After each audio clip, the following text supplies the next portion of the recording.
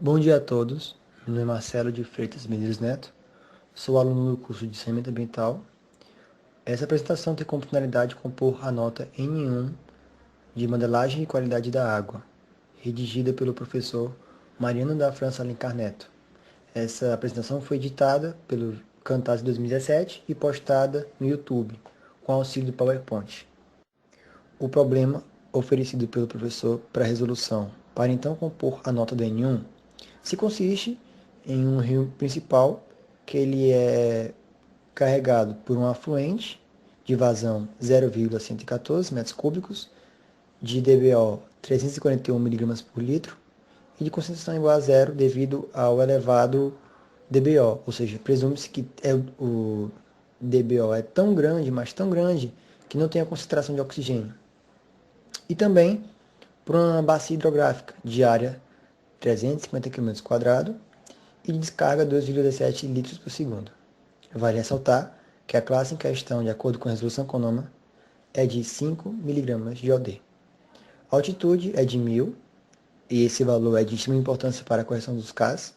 A temperatura é de 22, que mais tarde vai ser corrigida pelo K para 20, o que é favorável à atividade metabólica. E a geometria do canal, vulgo seção trapezoidal, com largura de fundo 12 metros, declividade 0,001, vulgo 0,1%.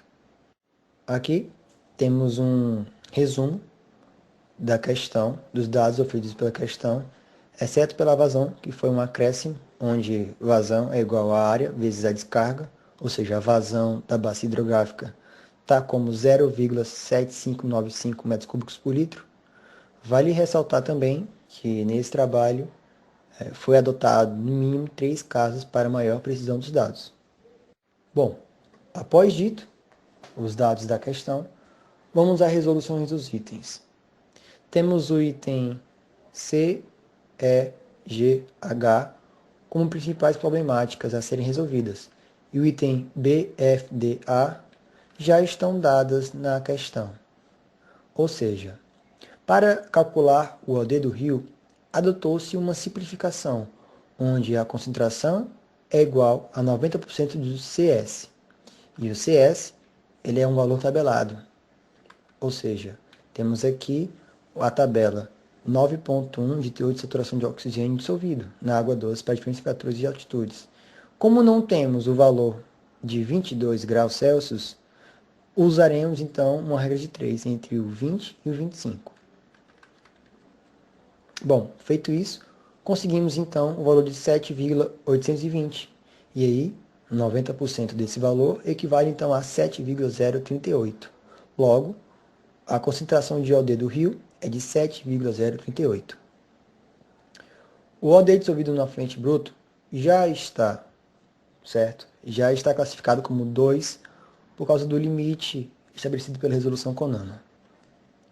E aí temos o dado básico para a elaboração das futuras fórmulas de LR, CR e QR, que são as vazões, as DBO e a concentração do corpo hídrico resultante, certo? Do córrego resultante.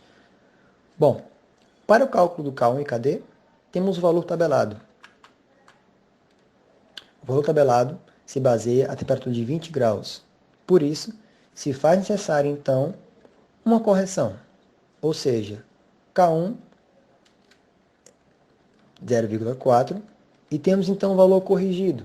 O valor corrigido está expresso na seguinte fórmula: K1 bruto, vou considerar K1 bruto, vezes 1,047 elevado à diferença da temperatura. Que diferença é essa?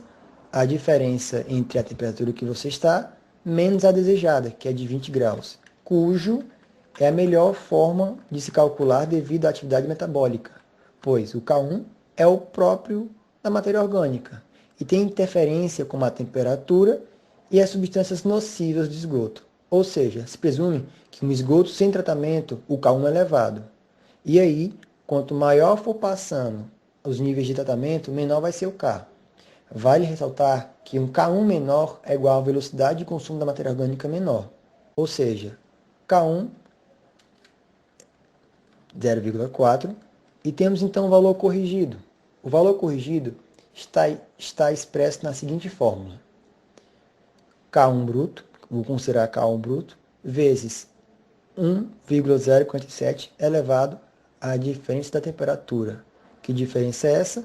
A diferença entre a temperatura que você está menos a desejada, que é de 20 graus. Bom, o KD, seguimos a mesma fórmula, só substituindo 4, aliás, o valor do KD bruto, K1 bruto pelo KD bruto. E assim atingimos então 0,767. Esse valor KD é de extrema importância para o cálculo da futura fórmulas que darão base para o nosso gráfico. Agora, outro parâmetro, ele tem como principal função destacar a concentração de O2 na água, ok?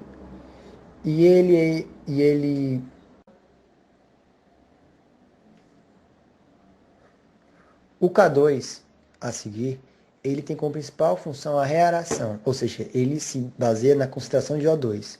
E essa reareação se dá devido à maior tendência da injeção natural de O2 na massa hídrica, provavelmente da massa atmosférica. Quanto menor a concentração de O2 na massa hídrica, maior a tendência da atração de O2 na atmosfera. Okay? Por isso, o K2 é de extrema importância para a concentração de O2 na água. E von Sperling, ele adota vários parâmetros, vários parâmetros que se constituem na profundidade, na velocidade, no tamanho, e também dois principais parâmetros, como o profundo e o raso.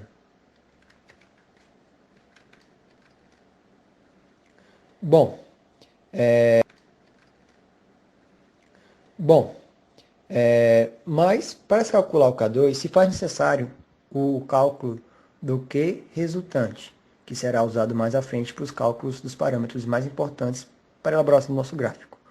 O Q resultante é igual a o Q da bacia mais o Q do efluente, que dá igual a 0,874, ok? Bom, supondo a carga trapezoidal já dita antes, temos como inclinação da lateral 1,5, a largura de fundo 12 e o coeficiente de Manning, ok? Esses dados foram obtidos a partir da equação de Manning, ok? Essa equação é de principal fundamentação para problemas hidráulicos. Bom, após isso, você vai poder fazer, aliás, foi realizado pelo aluno, 4 formas de considerar K2. E aí, dessas 4 formas, então, se faz uma média geométrica. E aí, temos, por exemplo, a equação de Owens, ok? Que essa equação leva como consideração as variáveis de lâmina d'água e velocidade. Então, tem uma seguinte condição. A lâmina d'água tem que ser maior que 0,1 e menor que 0,6. E a velocidade tem que ser maior que 0,05 e menor que 1,5. Também temos a equação Tissot-Vogel-Wallace, certo? Que essa tem como parâmetros rios pequenos e médios, e aplicando o conceito de vazão, ok? E vazão e velocidade, inclinação também. São esses 3 parâmetros. Tem vazão, inclinação, e aí você configura com rios pequenos ou médios, onde para ser um rio pequeno ele tem que ser de uma vazão maior que 0,03 e menor que 0,3 metros cúbicos por segundo. E para ser um rio médio, tem que ser uma vazão maior que 0,3 metros cúbicos por segundo e menor que 8,5 metros cúbicos por segundo. Porém, essa realidade, esse cálculo não se adequa muito bem à realidade brasileira, principalmente a nordestina. Bom, também temos o valor do K2A, que é um valor tabelado, e esse valor se encontra de novo na tabela já apresentada igual ao do K1, porém logo embaixo, como já dito, em relação à constituição do corpo hídrico, seja tamanho, seja volume, seja correnteza e profundidade. Bom, Após feito isso, se calcula-se então o K geral. E esse K geral se constitui numa média geométrica.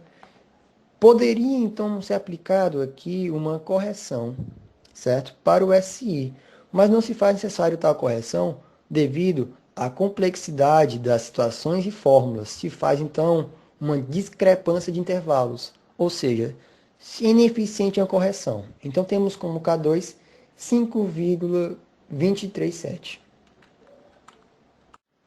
Tais fórmulas são como, por exemplo, CO final, LO final, aliás, LO5 final, LO inicial final, o KT e pronto. O CO final, ele é uma média ponderada, onde a vazão do efluente vezes a concentração do efluente, mais a vazão do rio principal vezes a concentração do rio principal, tudo isso dividido pelo somatório das vazões em questão. E o LO5, vulgo DBO5, também se classifica dessa forma. Porém, vale-se ressaltar que para ser trabalhado com valores atuais de LO, se faz necessário o KT, e esse KT é DBO útil sobre a DBO5. Cálculo da DBO vezes o KT, temos então o L0. E o L0 se constitui em 52,05. O KT já foi calculado mais acima e o LO foi calculado logo em cima dessa fórmula. Então, temos então 46,24 vezes 1,125. Então, temos como resultante o LO presencial da retirada da amostra, que esse é o que precisamos para a modelagem de qualidade da água. E logo embaixo temos então um resumo dos dados.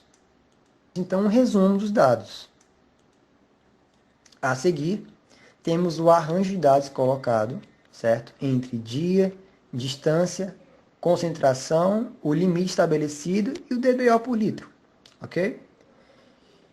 Ao lado temos também aquele mesmo resumo dos dados e logo embaixo temos as fórmulas utilizadas no Excel. Recomendo que você pause o vídeo e veja direitinho as fórmulas utilizadas. Haja vista que é uma fórmula complexa, envolve múltiplos elementos.